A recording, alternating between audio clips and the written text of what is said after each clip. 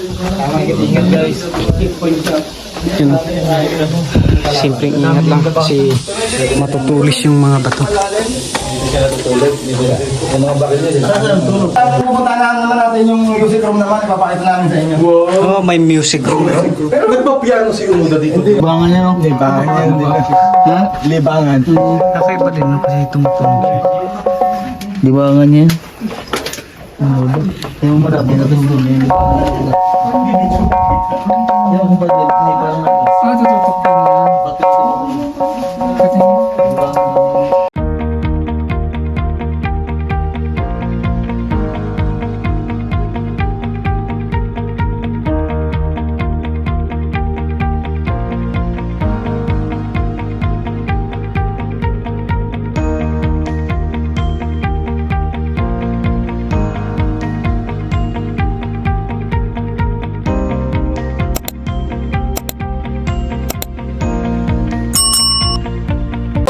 So, ayan po, ready to go na. Titingnan na natin yung mga tinitirahan po ni Onoda nung siya ay nandito pa. 2 hours daw nga po aabutin, no? Malayo pa. Uy!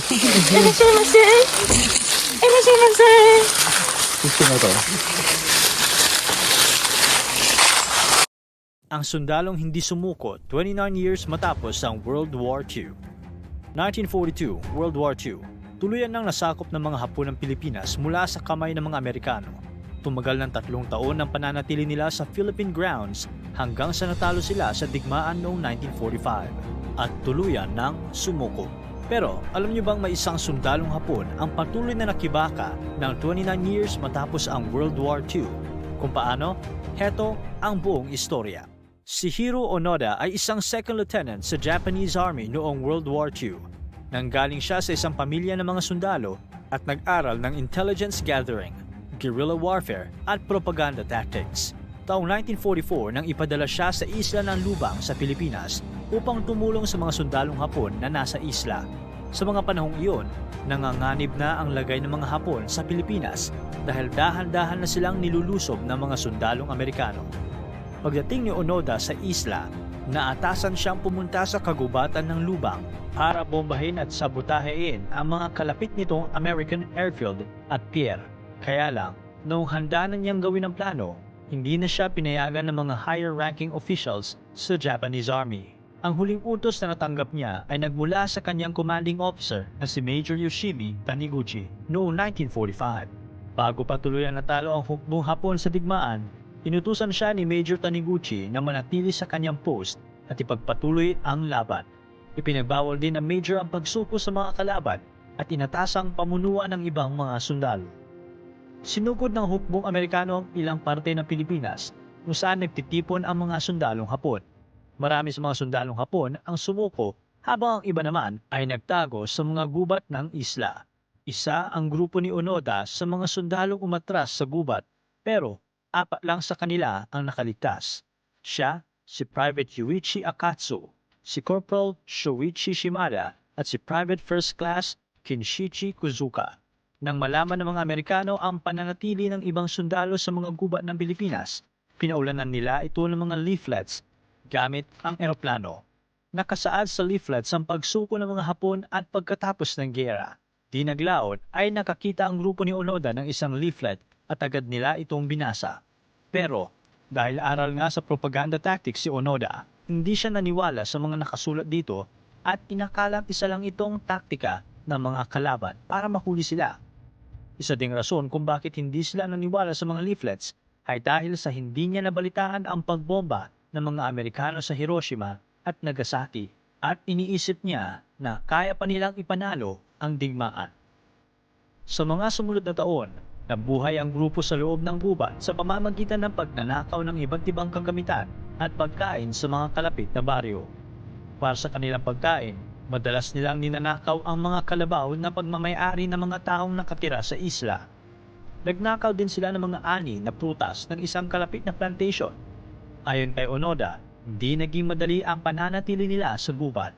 Dahil isang tropical country ang Pilipinas, madalas silang inuulan sa gubat at natutulog silang basa ang kanilang mga damit.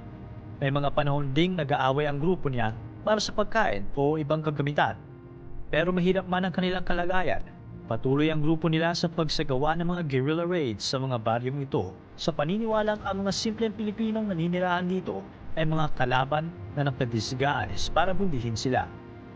Ilang beses nilang nakaengkwentro ang mga Pilipinong pulis dahil sa mga raids na ito. Nang malaman ng US sa mga engkwentrong ito, nagpaulan na naman sila sa gubat ng mga kasulatan na tapos na ang giyera. Sa pagkakataong ito, ang mga leaflets ay meron ng official surrender orders galing kay General Tomoyoki Yamashita ng 14th Army. Pero bilang isang eksperto sa propaganda tactics, hindi natinag si Onoda dito. Naniniwala siyang forged ang orders na kanilang nakita at isang paraan lang ito ng mga Amerikano para mapasuko ang kanyang grupo. Makalipas ang 4 na taon, ang isa sa kasamahan ni Onoda na si Yuichi Akatsu ay hindi na nakatiis at sumuko na sa mga otoridad. Matapos madakip, siniwala ni Akatsu ang pananatili ni Onoda at 2 pang kasamahan sa kagubatan.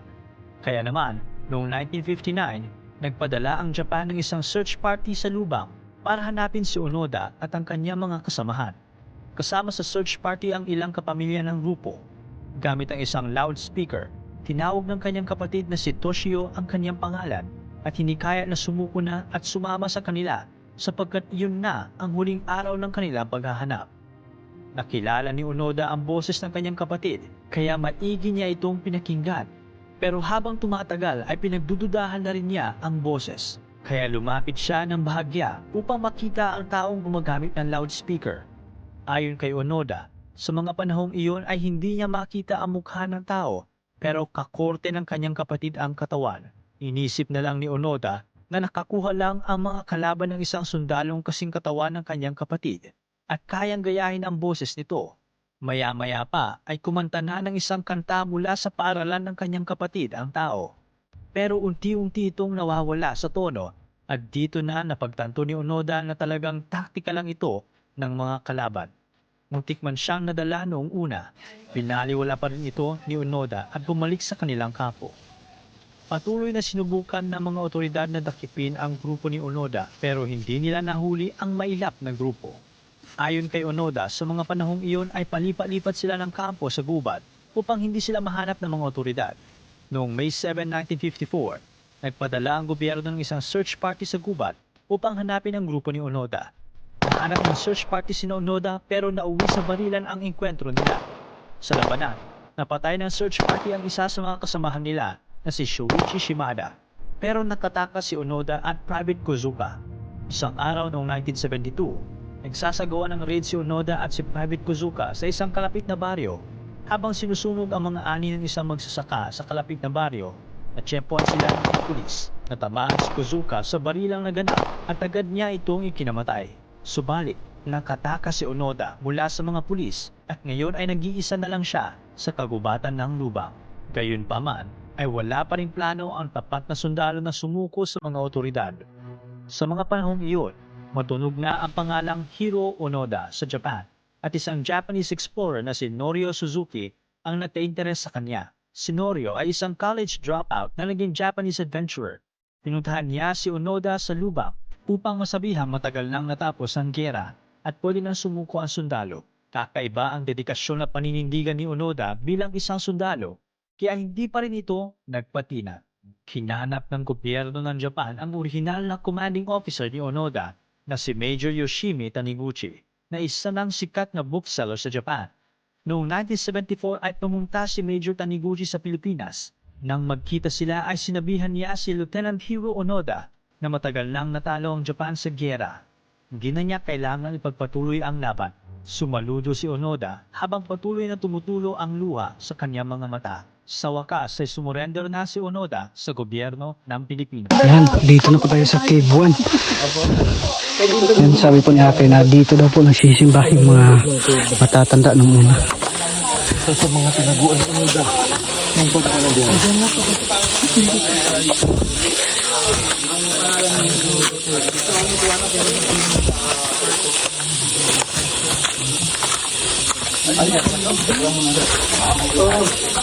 Isa ko muna.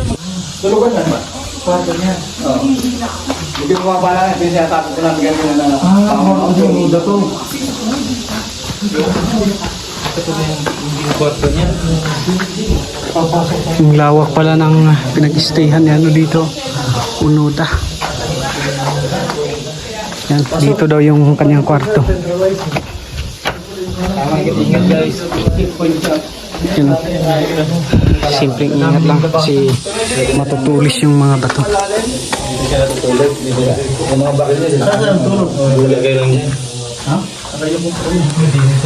Pupunta naman natin yung music room naman, ipapakita namin sa inyo. Oh, may music room. Pero nagpa-piano si Unoda dito. Hindi naman. May ano sir, mayroon talaga siyang lumilika siya sa tunog na sa bato lang talaga. Para siyang Talented din pala si Lieutenant Tinado. siguro sir, pagka yung bagay niya. Maganda si Malamig. Nasa loob ka talaga ng kuweba. Malamig yung ano. Yan o, may mga ano ng paniki. Ilyas Paniki, Uy, uy. Batang Yan o, may ano pa yan. Pugad. Ramatan.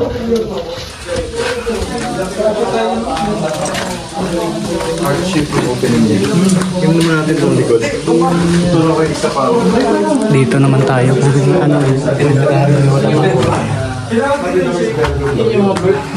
Wednesday, no? Ay, may box pa dito.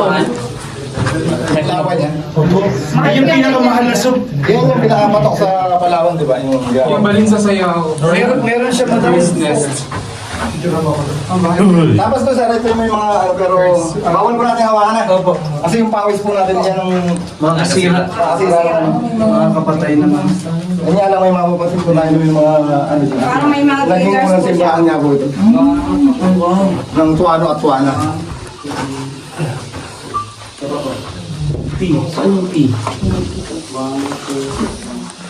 Parang ngipin ng ano, ng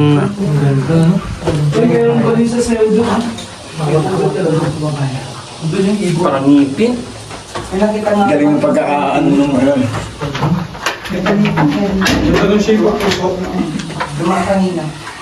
Heart shape siya. yan. Doon naman po tayo sa cave number 2. Tapos na po tayo dito sa cave 1. Kung saan nandun yung kwarto ni Onoda. Si Suzuki. Si Honda. Suzuki yung Explorer. Yan, pababa naman po tayo. At mapuntahan natin yung cave number 2. Second cave. Going. Parang may ano dito, yung labuyo. Ano? Yan o. Diyan sa mga ano. May maliliit na cave.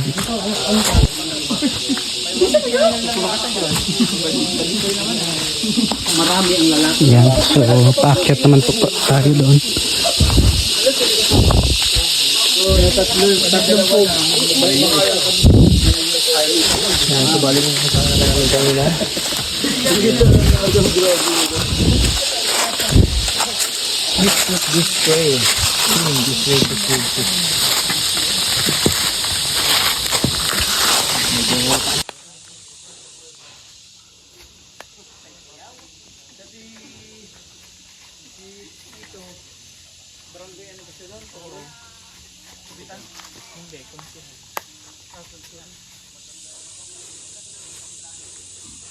Yan, dito na po tayo.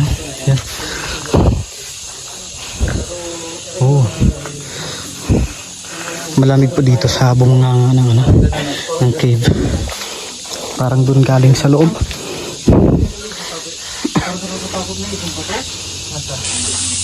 Ano na sir? Nakakapatong na sa magkabilang bato yan. Yan.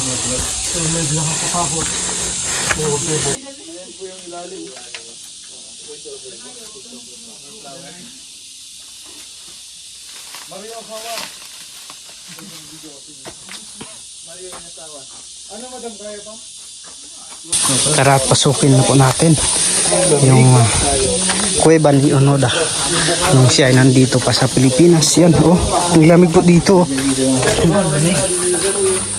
Pero bawal niyo po i-touch pag pumunta kayo dito. Bawal itong Yung hangin doon galing sa taas tapos pababa. Malamig.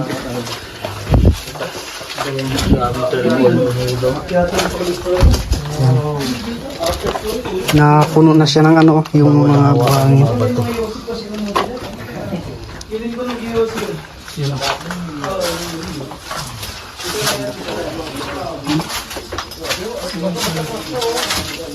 Pasok, pre.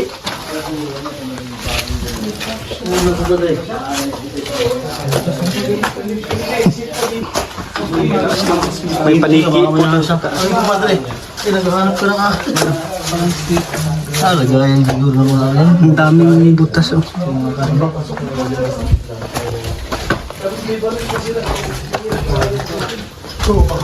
Yan at first time ko po makapasok ng cave.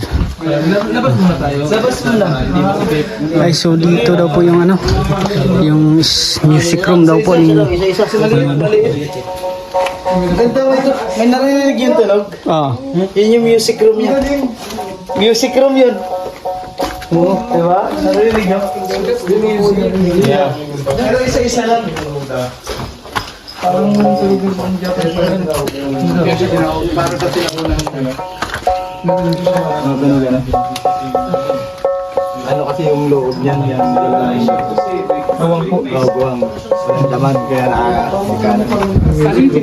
Kayo na naman. Palit-palit. Tara, ayan. Saan yung pinatunog kanina? Ay, akala ko ano. Ito siguro ano yun, dibangan niya, no? Libangan yan. Ha? Libangan. Kakaiba din no kasi tumutunog siya. Dibangan niya. Yung marami na doon doon. Yung ba din, may parang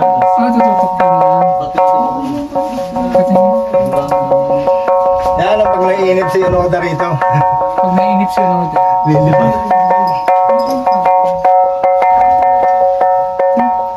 Ayun nga no. Hindi, dito na lang po. May pala Kasi dito ka. Ipidyo ka ito ka. Ayan at palabas na po tayo kasi nandun po sila.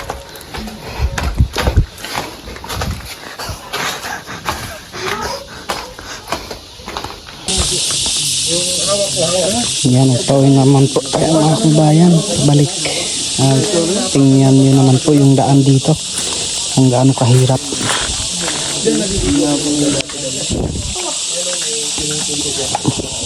Pinili talaga ni Onoda yung mahirap na daan. Para wala makapunta.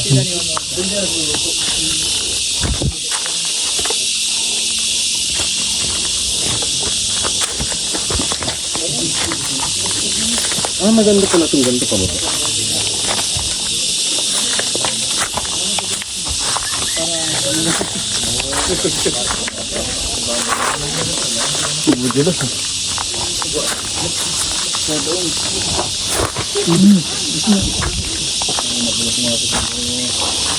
walang spike yun. Walang spike yung crack. Eh, pang patag lang.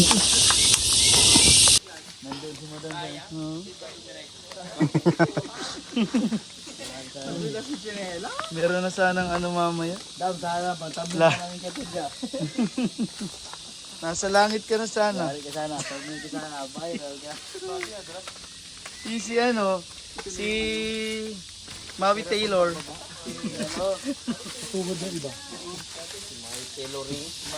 Si ano?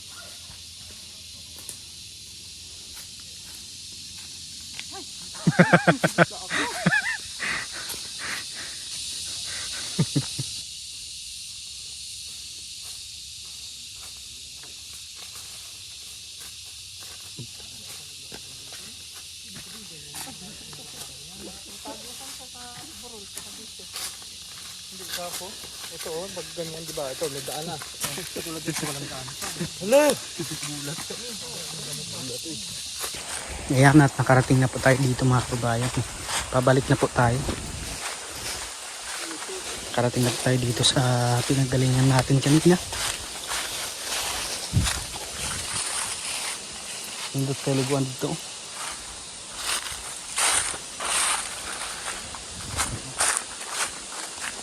So tourism na po yung gumawa dito.